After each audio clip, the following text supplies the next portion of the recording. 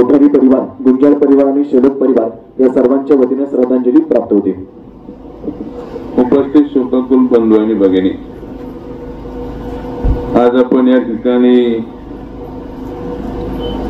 कैलासवासी वसंतराव भागोजी भालेराव यांच्या ज्ञापन समर्पित झालेला हरिभक्त परायण कबीर महाराजांच्या ठिकाणी प्रवचन झाले, कागद परिषद झालेला आहे। अनेक मान्यवरांची या ठिकाणी श्रद्धांजली अर्पण झालेली। खरं पाहिलं तर वसंतराव भालेरावांचे संबंध माझे जवळून आलेले संबंध। मी ज्यावेळेस पिंपरी-चिंचवड महानगरपालिकेचा नगरसेवक म्हणून काम करत असताना त्या काळामध्ये वळसे पाटलांशी माझे संबंध जुने संबंध, आणि वसंतराव एक सामाजिक बांधिलकी म्हणून काम करणारा एक मोठा नेता त्या काळामध्ये मी जवळून पाहिलेला।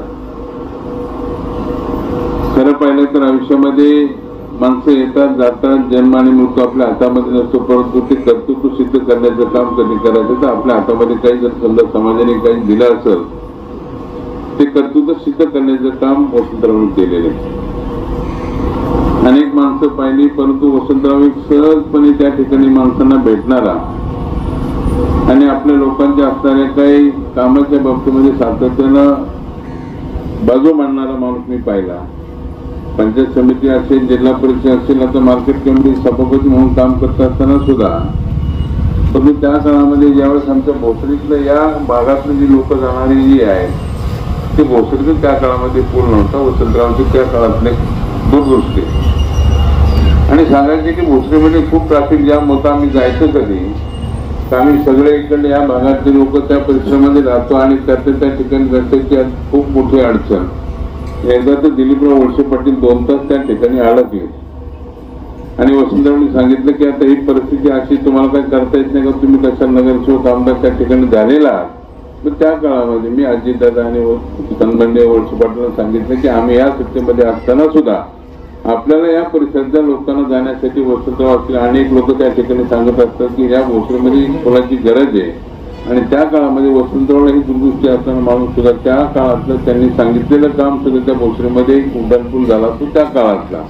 म्हणजे सांगायचं तात्पर्य का की याच्यामध्ये काम करत असताना खऱ्या अर्थानं सामाजिक बांधिलकी असताना माणूस जर आपल्यातनं गेला तर खऱ्या अर्थाने समाजाची फार मोठी पोकळी निर्माण होती।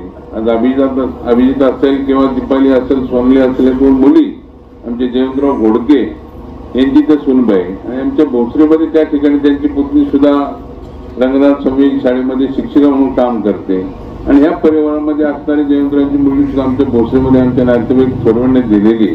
म्हणजे घोडके असतील, बांकेले असतील, दरंदळे असतील किंवा आमचे भालेराव असतील, असे अनेक लोक त्या ठिकाणी नातेगोष्टी जोडली गेलेली। अशा याच्यात आज वसंतराव गेल्यानंतर त्या कुटुंबाला दुःख होणं साहजिक। एक सामाजिक बांधिलकी असताना एक मोठा नेता गेला, त्यातनं या खऱ्या अर्थाने समाजाचं मोठं नुकसान झालेलं आहे। त्यांच्या जाण्यानं त्यांच्या कुटुंबावरती झालेले दुःख संख्येने चेतितो अशी जगद्गुरु संत श्रेष्ठ तुकाराम महाराज त्यांनी प्रार्थना करतो, माऊलींची त्यांनी प्रार्थना करतो। ओम शांती, ओम शांती। प्रसिद्ध